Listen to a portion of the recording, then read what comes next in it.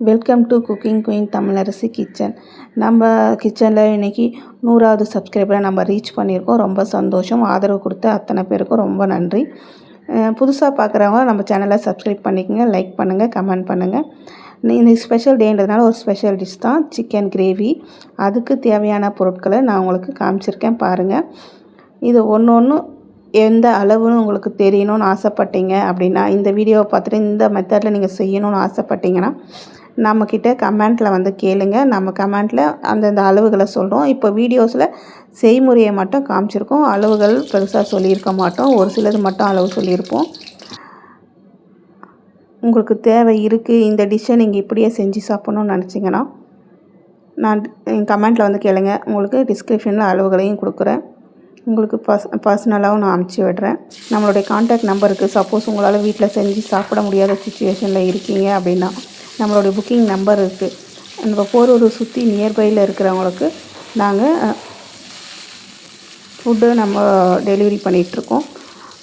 உங்களுக்கு தேவை இருந்தால் இந்த ஸ்டைல் ஃபுட்டு உங்களுக்கு வேணும்னு நினச்சிங்கன்னா நம்ம கிச்சனில் ஆர்டர் பண்ணியும் நீங்கள் சாப்பிட்லாம். இல்லை எங்களால் சமைக்க முடியும் அப்படின்னு யோசிக்கிறீங்கன்னா நீங்கள் உங்கள் வீட்டு கிச்சனில் இந்த ஃபுட்டை ட்ரை பண்ணலாம். பாருங்கள், ஆயிலில் சோம்பு போட்டிருக்கேன், வெங்காயம், தக்காளி, பச்சை மிளகாய், கருவேப்பிலை போட்டிருக்கேன். வெங்காயம் போட்டு பொடிசாக வதக்கின வெங்காயம் கிரேவிக்கு கரெக்டாக இருக்கும். அதை போட்டு நல்லா வதக்கியிருக்கேன். வதக்கும் போது நம்ம எப்போவுமே மஞ்சத்தூளும் உப்பும் போட்டு வதக்கணும். சீக்கிரமாக வெங்காயம் வதங்கி வந்துடும். கேஸும் நம்ம சேவ் பண்ணலாம். இஞ்சி பூண்டு பேஸ்ட்டு ஈக்குவல் அளவில் நான் அரைச்சி வச்சுருக்கேன். அதில் நான் காமிச்ச அளவில் இருந்து ஒரு 2 ஸ்பூன் மட்டும் எடுத்து போட்டிருக்கேன். நல்லா வெங்காயம் தக்காளியோட பச்சை வாசனை போனோடனே வெங்காயத்தோடைய பச்சை வாசனை போனோடனே தக்காளியை போட்டுக்கலாம். தக்காளியை நல்லா வதக்கிக்கலாம். இந்த ஸ்டேஜில் தக்காளி வதக்கிறதுக்கு பதிலாக கூட அரைச்சி கூட போட்டுக்கலாம். 2 தக்காளியை அரைச்சி போட்டுக்கலாம். டேஸ்ட் நல்லாயிருக்கும். கிரேவியும் இன்னும் கொஞ்சம் திக்காகவும் கிடைக்கும். உங்களுக்கு கிரேவி அதிகமாக வேணும் அப்படின்னா கொஞ்சம் வெங்காயம் தக்காளியை கூட ஆட் பண்ணிக்கலாம். இப்போ பாருங்கள், இதில் சிக்கனையும் போட்டு நல்லா பிரட்டியிருக்கேன். அப்புறம் நம்ம மிச்சம் இருக்கிற மசாலா, குழம்பு மிளகாத்தூள், மிளகுத்தூள், சீரகத்தூள், கரம் மசாலா தூளை போட்டு நல்லா கிளறி ஒரு 5 நிமிஷம் அந்த மசாலாவோட சிக்கன் நல்லா மேக்னேட் ஆகிற அளவுக்கு நம்ம கலந்து விட்டுட்டு ஒரு மக்கு தண்ணி விட்டு நல்லா கிளறி விடலாம். சைடில் இருக்கிற மசாலாலாம் எடுத்து விட்டுட்டு ஒரு மூடியை போட்டு நம்ம மூடி வேக வைக்கலாம். தண்ணி கொஞ்சம் சுண்டி வந்தோடனே இந்த மாதிரி பாருங்கள், எப்படி வந்திருக்கு பாருங்கள்.